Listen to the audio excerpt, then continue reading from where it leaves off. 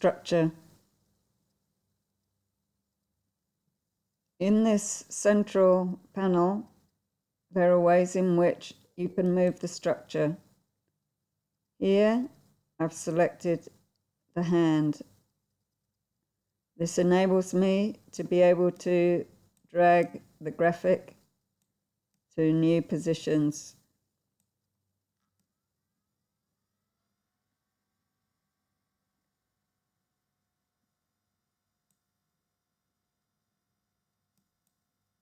The cursor enables me to click on boxes. When a box is selected, it will be highlighted.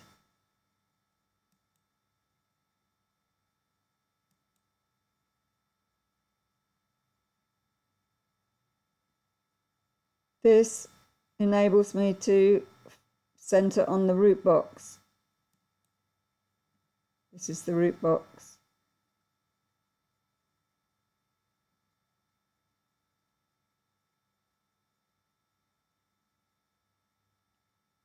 This is the duplicate viewer. I can select an area here by just dragging my cursor and selecting.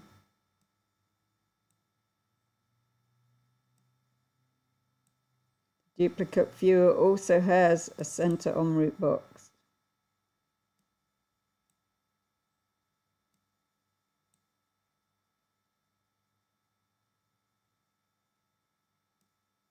And I can zoom in and out using the center bar.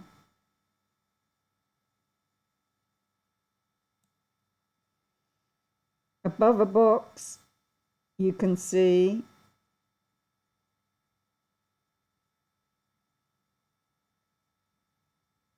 a blue filled circle and two minus signs. This box has neither a blue circle nor plus or minus signs. A box only has plus and minus signs when it has children. And this box, the root box, is the ultimate parent, and it has children on the left and the right, child boxes. So if I close the left-hand side, it's folded away, and I can close the right-hand side, it's also folded away. Fold and open structure is also available here on the view menu. Fold structure folds up the entire structure to the root box. Open structure opens out the structure, but does not affect the pop-ups. So I've opened back out the structure.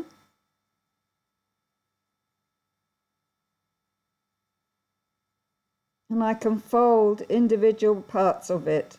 If I click on this one,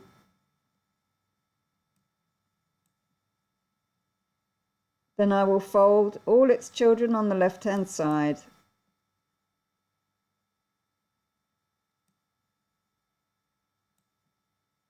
Here it is. And if I fold this one, I will fold all its children on the right-hand side.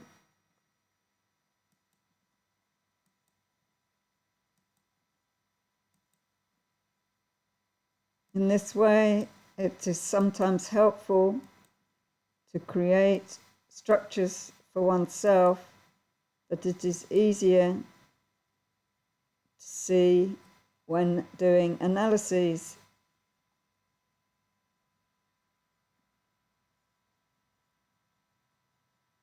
These pop-ups can be opened and closed again by clicking on them, but you won't see them if the model is folded. So folding takes priority over pop-ups.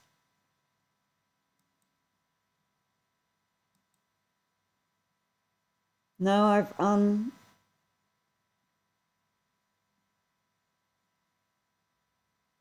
unfolded the structure on the left. I've unfolded the structure on the left. Now I can see the pop-ups. 2 pop-ups.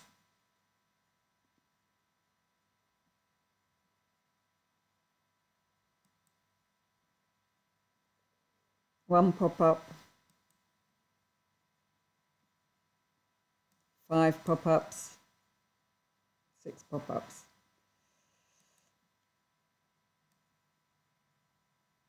If I want to show all the pop-ups in the whole model,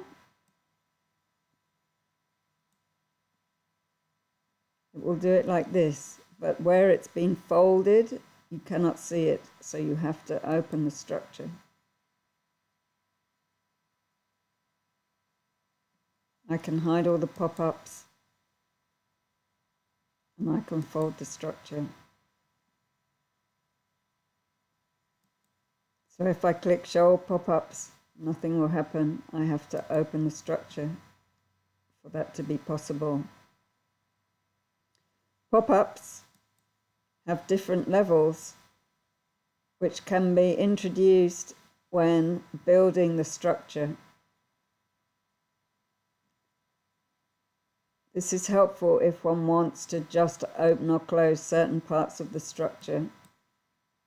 And which parts are closed, now I'm going to close pop-ups 4, depends on how the builder has built the structure. Now I'm going to close pop-up 3s.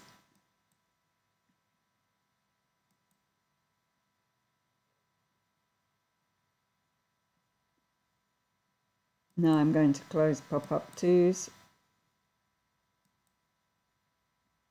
And now I'm going to close pop-up 1s. Pop-up levels can be changed with building and with editing boxes. That will be dealt with in another video. Another way to navigate is to center on a box number. Here you see this is box 89. So if I move away and I enter box 89, center on box number, box 89, it will now center on that box number. What happens if a box number is hidden? Here's box number 120, with just pop-up 2. You can see that here.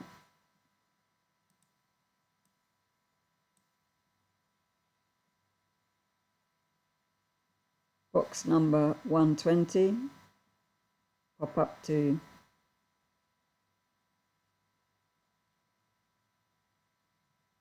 If I close this, and I choose now center on box number 120, it doesn't center on it because it's hidden.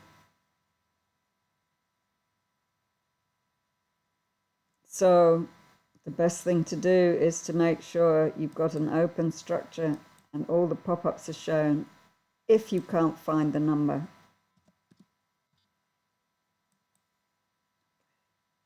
Box 120. So let's now fold the structure.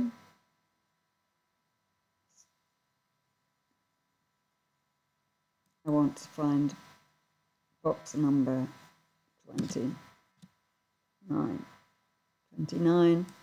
Okay, it's not there. It goes roughly in the vicinity. I open the structure.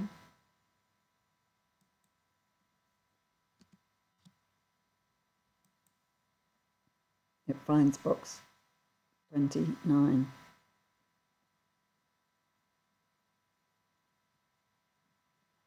I can also find a box in Tree View.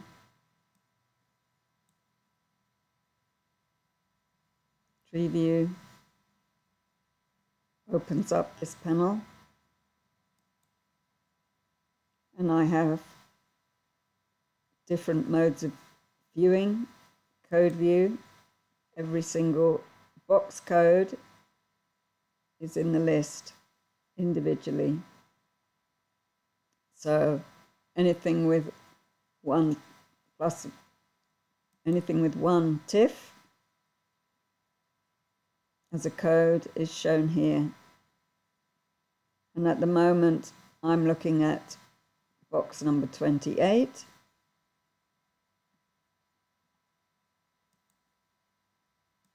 Yeah. But I want to look at box number 24. I double click. Now I have box number 24. I want to look at plans and procedures, delivery system 3. I double click here.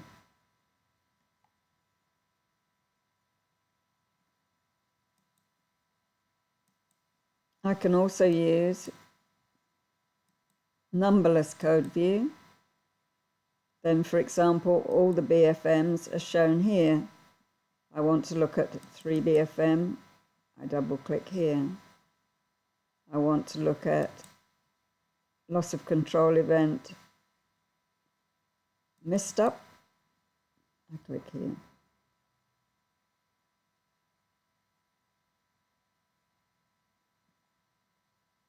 That is a simple way of moving around the model. Now a warning. Here we go and look at a model which has a large number of paths.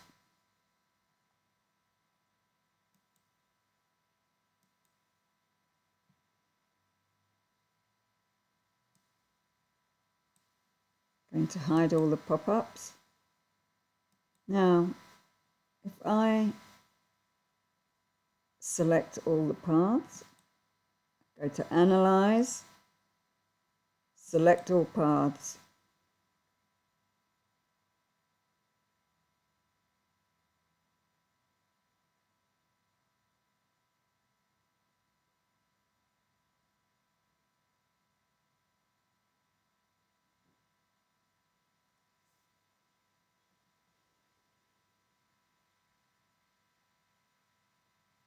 When all the paths are selected, this is going to give me a big problem moving around.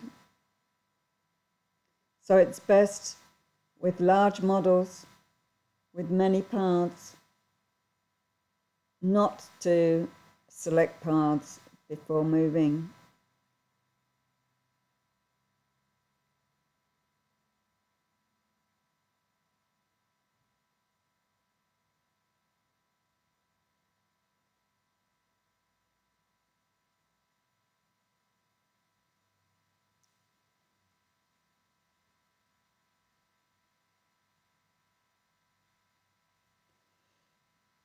So during this process, I am not able to use any of the controls. Now all the paths have been selected and they will now display. Now,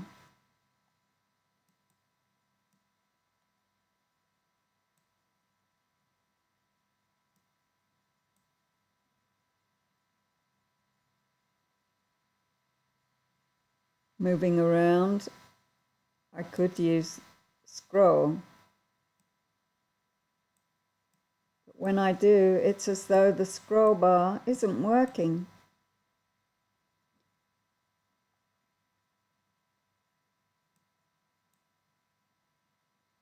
We have to wait for the model to refresh.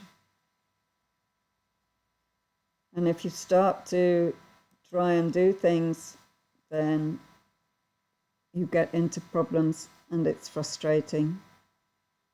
So with large models,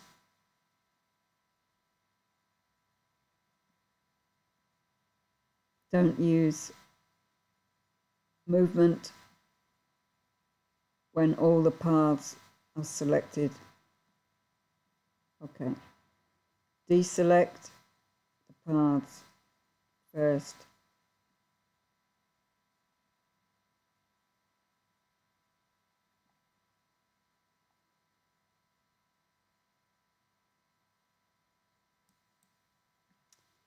It's still moving.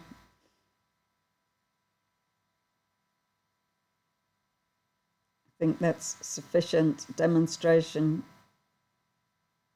of why not to move around a model with the paths selected when there are a lot of them.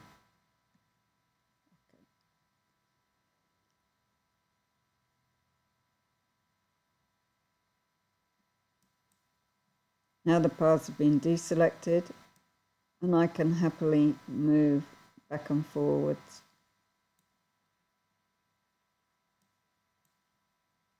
Up and down with the scroll bar.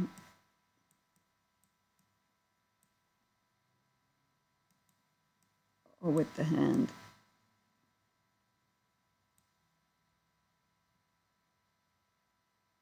That's the end of navigating.